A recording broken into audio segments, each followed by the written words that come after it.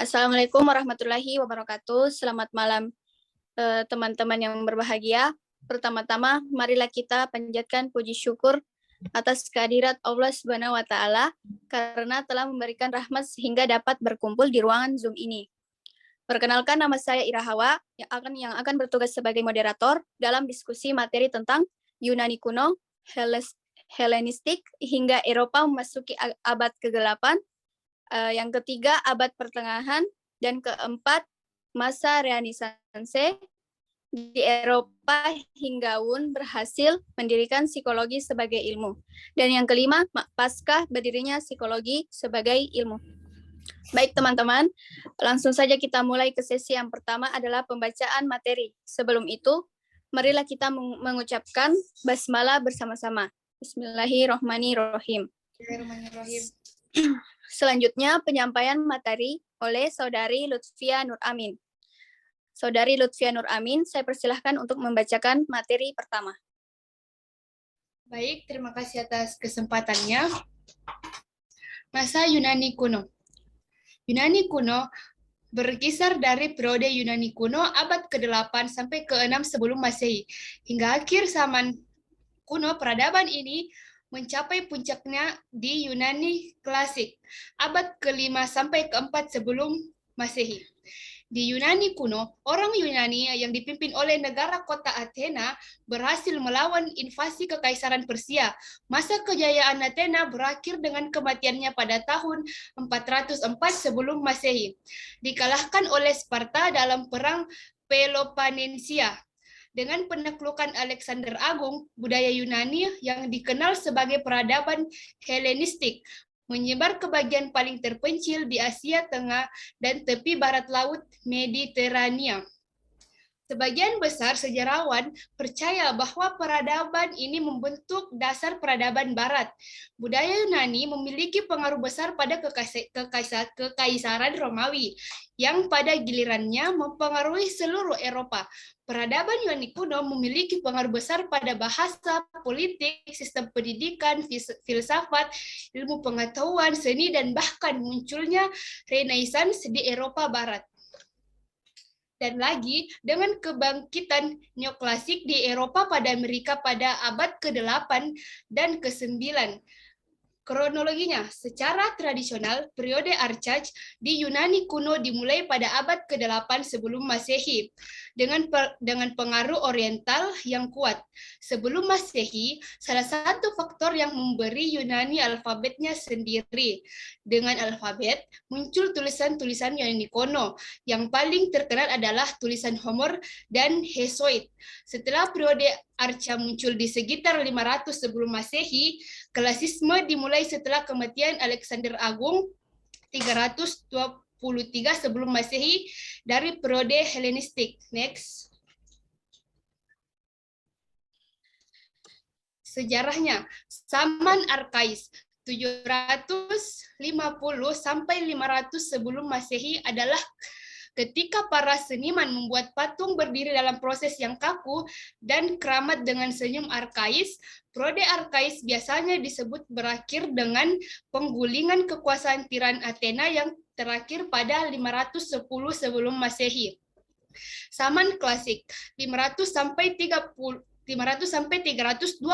sebelum Masehi disicirkan dengan gaya yang oleh para pengamat berikutnya disebut sebagai contoh atau klasik. Misalnya Parthenon dalam politik periode klasik didominasi oleh Athena dan Liga Delos pada abad ke-5 sebelum Masehi, yang digantikan oleh hegemoni Sprat pada awal abad ke-4 sebelum Masehi.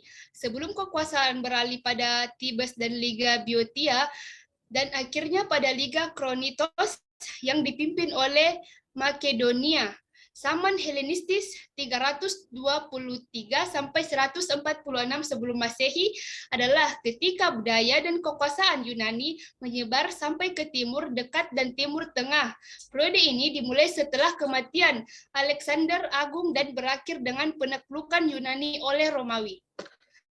Zaman Romawi adalah periode yang berlangsung sejak Romawi menaklukkan Kronitos dalam pertempuran Kronitos pada abad 146 sebelum Masehi sampai didirikannya Byzantium oleh Kaisar Konstantinus sebagai ibu kota Kekaisaran Romawi pada abad 330 sebelum Masehi. Fase akhir antikitas adalah kurun waktu kerintenisasi dari akhir abad ke-4 Masehi sampai abad ke-6 Masehi. Biasanya disebut berakhir setelah ditutupnya Akademi Neoplatonik oleh Kaisar Justinius pada abad 529 Masehi.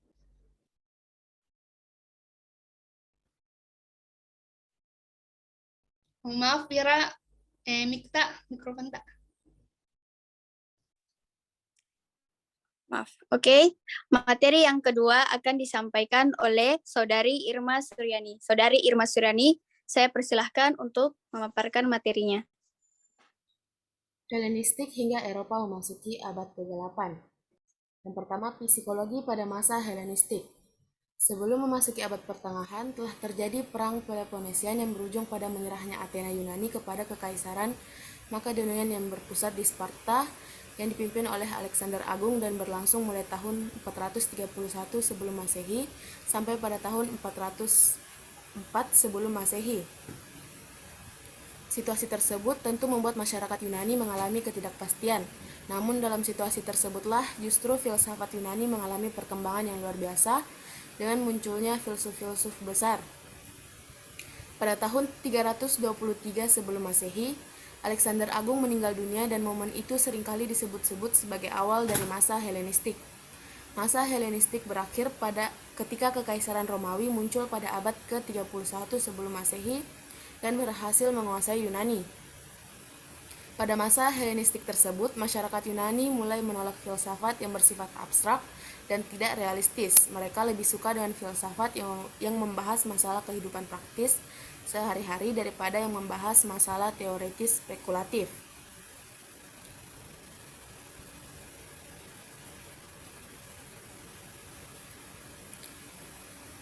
Pada masa Helenistik inilah muncul beberapa pemikiran yang sebagiannya anti-filsafat dan sebagiannya lagi pro-filsafat. Yang pertama, skeptisisme. Skeptisisme didirikan oleh Pyrrho. Skeptisisme menunjukkan keraguannya pada kemampuan manusia untuk sampai pada kebenaran yang absolut. Bagi mereka, manusia memiliki keterbatasan dalam beropini dan hanya mengetahui realitas sebagaimana yang tampak saja, bukan realitas yang sejatinya. Pyrrho menolak segala bentuk dogmatisme yang berkembang saat itu hingga klaim bahwa terdapat kebenaran yang tidak perlu dipertanyakan lagi kebenarannya. Bagi skeptisisme, dogmatisme tidak bisa dibuktikan kebenaran atau kekeliruannya. Yang kedua, sinisme. Sinisme didirikan oleh Antisthenes pada tahun 445 sampai 365 sebelum Masehi, yang juga merupakan murid dari Socrates. Munculnya sinisme merupakan ekspresi dari ketidakpuasan terhadap nilai-nilai yang ada, situasi dan kondisi yang saat itu dianggap tidak adil, dan adanya keinginan untuk menyederhanakan tuntutan akan kehidupan.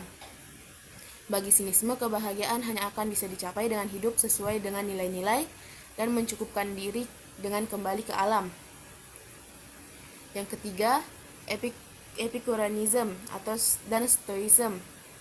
Epicureanism yang dipelopori oleh Epicurus dan Stoicism yang dipelopori oleh Zeno merupakan respon terhadap kaum skeptis dan sainik yang berkembang pada saat itu, dengan tujuan ingin mengembalikan marwah dari filsafat. Walaupun keduanya bertentangan, keduanya memiliki beberapa kesamaan. Selain sama-sama monism, keduanya juga termasuk asosianism, yang meyakini bahwa elemen-elemen indrawi merupakan bahan dasar dari sebuah konsep umum. B. Psikologi pada Kekaisaran Romawi. Peralihan kekuasaan dari Yunani ke Kekaisaran Romawi berakibat kurang bagus terhadap perkembangan ilmu pengetahuan di Yunani khususnya dan di dunia pada umumnya. Selain karena mereka lebih tertarik pada perkembangan teknologi dan administrasi daripada perkembangan ilmu pengetahuan, mereka pun banyak dipengaruhi oleh doktrin gereja yang pada saat itu menguasai kekaisaran. C. Masa kegelapan atau Dark Age. Di dunia barat pada abad pertengahan yang dimulai pada tahun 476 Masehi, yaitu ketika Kekaisaran Romawi hancur dan diambil alih oleh Kekaisaran Konstantinopel dan berakhir pada tahun 1453 Masehi. Masa itu disebut masa kegelapan atau Dark Age. Abad pertengahan tersebut terbagi menjadi 3, yaitu awal abad pertengahan, ditandai dengan mulai menurunnya ilmu pengetahuan, pertengahan abad pertengahan, yang ditandai dengan mulai bangkitnya ilmu pengetahuan, dan akhir abad pertengahan yang ditandai dengan munculnya gerakan pembaharuan atau Renaissance. Baik, materi ketiga akan disampaikan oleh Saudari Kailila Nanda Wahyudi. Saya persilahkan Saudari Kailila Nanda Wahyudi untuk memaparkan materinya. Baik, terima kasih atas kesempatan yang diberikan. Saya akan membacakan materi tentang ilmu psikologi yang berada pada masa abad pertengahan. Pada masa abad pertengahan, akhir Helenistik, pendekatan ilmu alam dari Aristoteles disebarkan oleh muridnya, yaitu Alexander Agung, melalui ekspansi militer sampai ke daerah timur. Bersamaan dengan mulai masuknya pandangan belahan dunia timur ke barat, terutama Persia, India, dan Mesir, dengan jatuhnya kekuasaan Alexander Agung, pengaruh di timur semakin kuat, ditandai dari kuatnya pandangan spiritualitas menggantikan naturalisme. Pada masa Romawi, konteks sosialnya adalah 1. Pemerintahan Kekaisaran Romawi yang terkenal dengan tertib administrasi. Yang kedua, pemikiran tentang manusia dan alami menjadi lebih praktis, khusus dan spesialis. Bangsa Romawi lebih suka pada ilmu pengetahuan yang teknikal dan aplikatif, diarahkan untuk menguatkan dominasi Kekaisaran Romawi. Yang ketiga, banyak ide dan pemikiran tentang manusia yang berkembang baik, bahkan ide ketuhanannya juga. Ya, pengaruh untuk perkembangan pemikiran tentang manusia adalah 1. Filsafat yang berkembang memiliki konteks yang terbatas dan khusus, serta terlihat dalam bentuk yang nyata, misalnya ritual agama masyarakat Romawi. 2. Fokus yang dibicarakan adalah A. Dikotomi aktif-pasif. Dikotomi aktif-pasif adalah apakah jiwa yang menggambarkan manusia adalah unsur yang aktif dan mandiri terhadap lingkungan ataukah unsur yang pasif dan hanya bisa memberi reaksi. B. Dikotomi passion. Dikotomi passion adalah reason, alasan. Yang ketiga, C. Neoplatonism adalah merupakan aliran yang meneruskan ide-ide Plato. Neoplatonisme sendiri lebih menekankan pada aspek mistis dari filsafat Plato dan mengurangi aspek rasionalisnya. Yang ketiga, pengaruh pada pemikiran nilai moral. Yang keempat, pemikiran pada masa Romawi yang membuat jalan pada perkembangan kekristenan. Selanjutnya.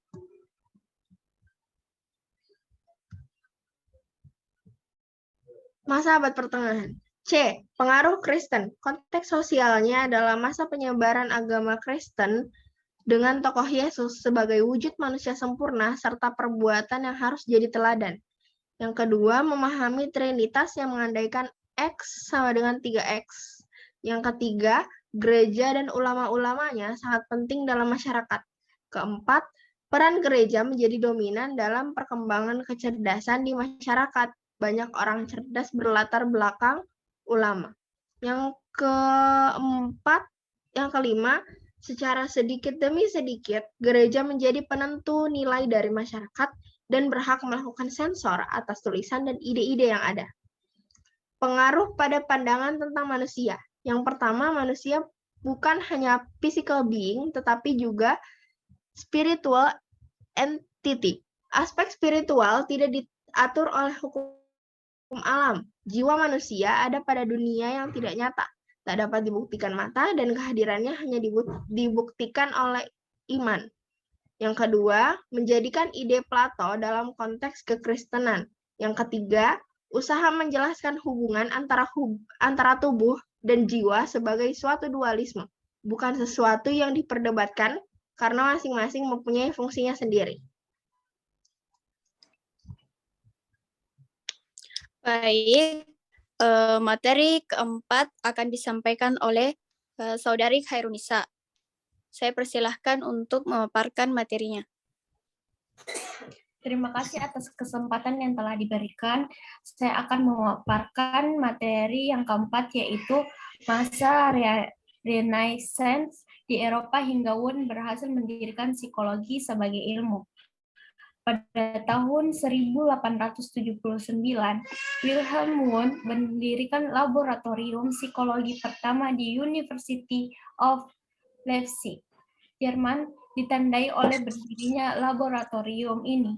Maka metode ilmiah untuk lebih memahami manusia telah ditemukan walau tidak terlalu memadai. Dengan berdirinya laboratorium ini, lengkaplah syarat psikologi untuk menjadi ilmu pengetahuan. Sehingga tahun berdirinya laboratorium pun diakui pula sebagai tanggal berdirinya psikologi sebagai ilmu pengetahuan. Wilhelm Wundt dapat dikatakan sebagai bapak psikologi modern. Ia telah berusaha untuk menjadikan psikologi sebagai ilmu pengetahuan yang berdiri sendiri atau otonom. Sebelum abad ke-19, psikologi merupakan bagian dari filsafat. Perbedaan cara memecahkan masalah jiwa di masa lampau dengan di masa modern, terutama terletak dalam cara pendekatannya. Pendekatan di masa lampau bersifat filosofis dan atomistik, sedangkan masa modern dengan pendekatan saintifik atau ilmiah, yaitu melalui penelitian-penelitian empirik. Pada awal abad pertengahan, Eropa berada pada abad ke-8. Pada masa ini, perkembangan ilmu pengetahuan dari filsafat berjalan di tempat, atau bahkan mengalami penurunan, serta buku-buku peninggalan Yunani dan Romawi yang kaya dengan ilmu pengetahuan dan filsafat pun sulit ditemukan. Next.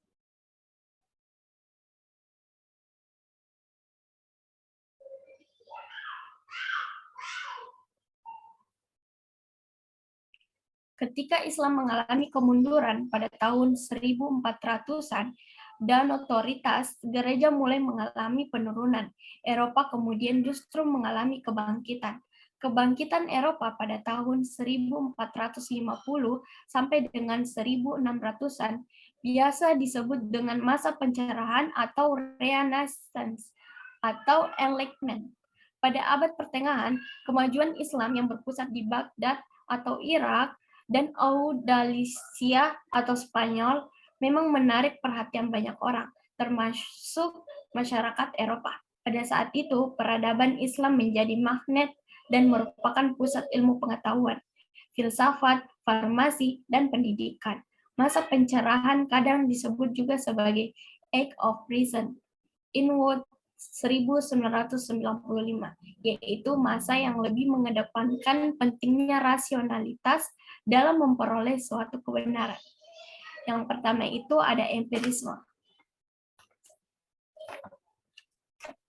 Empirisme merupakan pemikiran yang menyatakan bahwa pengetahuan manusia hanya bisa diperoleh dengan observasi dan pengalaman. Empirisme bersumber dari pemikiran Aristoteles yang kemudian dikembangkan oleh Bacon, Hobbes, Locke, Hume, dan lain-lain. Pemikirannya banyak dipengaruhi oleh Aristoteles dan dikenal sebagai bapak psikologi modern. Yang kedua ada rasionalisme. Pada abad ke-16-an, selain empirisme, juga berkembang rasionalisme. Secara umum, rasionalisme merupakan kebalikan dari empirisme. Rasionalisme adalah pemikiran yang menyatakan bahwa pengetahuan manusia hanya bisa diperoleh melalui pikiran atau rasio. Yang ketiga ada positivisme.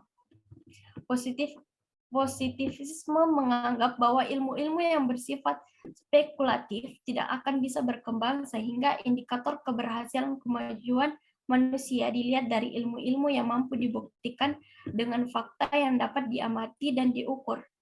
Menurut positivisme, segala sesuatu yang dapat diketahui oleh manusia hanya berupa apa yang mampu dianggap oleh panca indera. Baik, materi kelima akan dibacakan oleh saya sendiri.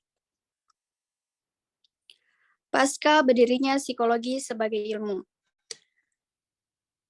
Berdirinya ilmu psikologi menjadi ilmu yang mandiri mendapatkan reaksi yang beragam beberapa tahun kemudian.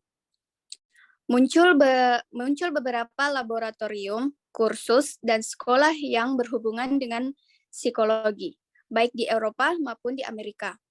Pada saat itu, muncul beberapa tokoh yang berhubungan atau beberapa tokoh yang pemikirannya berpengaruh terhadap perkembangan psikologi seperti dengan Edward Bradford Titchener pada tahun 1867 hingga 1972.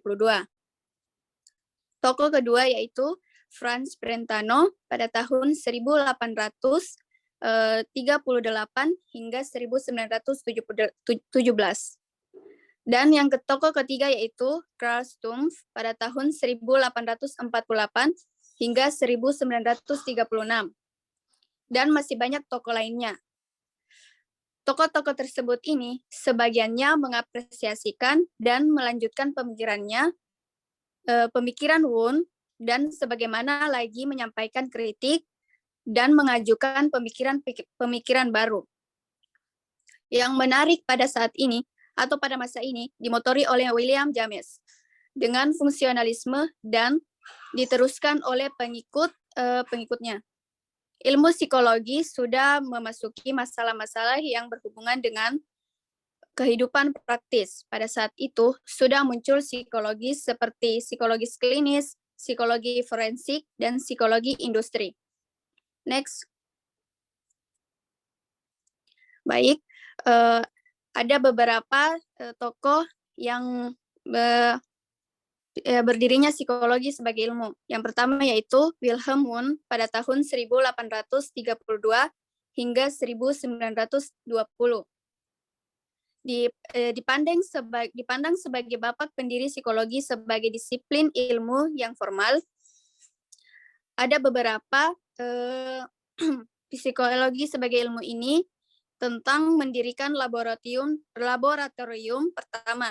Yang kedua, mengedit jurnal psikologi pertama. Yang ketiga, meneliti psikologi sebagai ilmu dalam setting laboratorium. Yang keempat, usahanya dilakukan untuk menemukan ilmu baru psikologi. Dan yang kelima, meneliti dasar-dasar psikologi kesadaran, sensasi dan persepsi, atensi, feeling, reaksi, dan asosiasi. Metode introspeksi sebagai ilmu, psikologi fokus pada pengalaman-pengalaman yang disadari. Hanya orang yang mengalami sendiri yang mampu mengobservasi pengalaman-pengalaman sadarnya. Introspeksi, menguji pikiran-pikiran dan emosi kita sendiri. Kritik terhadap pemikiran Wundt ini, yang pertama yaitu terlalu fokus pada elemen kesadaran, tidak mampu menyelesaikan masalah, seperti masalah praktis. Dan yang ketiga yaitu pendekatan Wundt meletakkan psikologi sebagai ilmu akademik yang murni. Dan yang terakhir adalah metode introspeksi subjektif. Next. Tokoh yang kedua yaitu Franz Brentano pada tahun 1838 hingga 1917. Yang mengatakan bahwa pendekatan utama psikologi observasi bukan dari eksperimentasi. Menolak pandangan Wundt yang menyatakan psikologi fokus mengkaji isi dari kesadaran atau pengalaman-pengalaman yang disadarinya. Brentano ini mengatakan bahwa psikologi harusnya menekankan aktivitas mental daripada isi mental X psikologi. Yang pertama, dua cara mempelajari aksi mental, yaitu melalui ingatan dan melalui imajinasi. Next.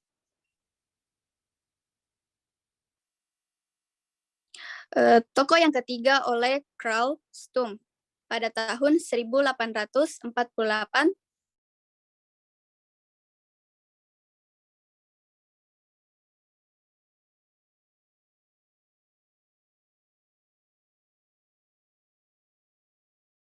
Analisis pengalaman dengan mereduksinya ke dalam elemen-elemen melalui elemen-elemen mental akan membuat pengalaman tersebut menjadi artifisial atau palsu dan tidak alamiah.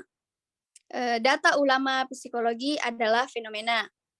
Fenomenologi ini adalah metode introspeksi yang menguji pengalaman seperti aslinya atau alamiah dan tidak mereduksi pengalaman ke dalam elemen-elemen. Next.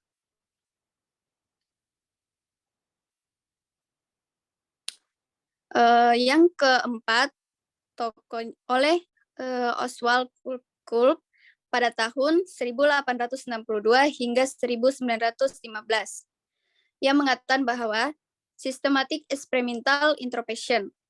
Metode ini adalah metode introspeksi yang menggunakan laporan retrospektif subjek penelitian setelah menyelesaikan uji coba penelitian. Imageless thought adalah atau makna interpretasi dalam pikiran kita dapat terjadi tanpa adanya komponen-komponen sensori atau image. Maka kesimpulannya adalah psikologi berdiri sendiri sebagai ilmu, bukan bagian dari filsafat atau fisiologi. Semenjak mendirikan laboratorium psikologi pertama pada tahun 1879. Next. Tokoh yang terakhir atau tokoh yang kelima yaitu Hermann Ebbinghaus pada tahun 1850 hingga 1909. Ia mengatakan bahwa psikologi pertama mempelajari proses-proses mental tingkat tinggi, proses belajar dan ingatan. Mengingat apa yang dipelajari dan memori belum diteliti sebelumnya secara eksperimental. Dalam pendidikan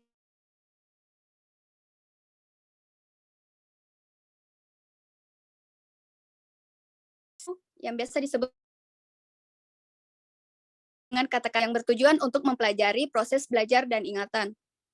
Mempelajari materi yang tidak bermakna atau tidak berasosiasi 9 kali lebih sulit daripada mempelajari materi-materi yang bermakna. Semakin panjang materi yang dipelajari, akan semakin banyak repetisi dibutuhkan yang membuat proses belajar semakin lama. Materi yang dipelajari akan cepat dilupakan setelah beberapa jam pertama materi dipelajari. Namun setelah itu prosesnya lebih lambat.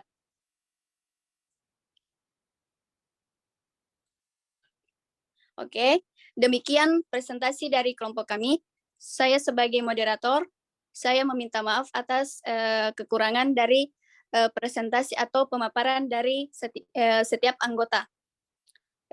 Saya mengucapkan atau saya mengakhiri presentasi ini dengan mengucapkan wabillahi taufik wal hidayat.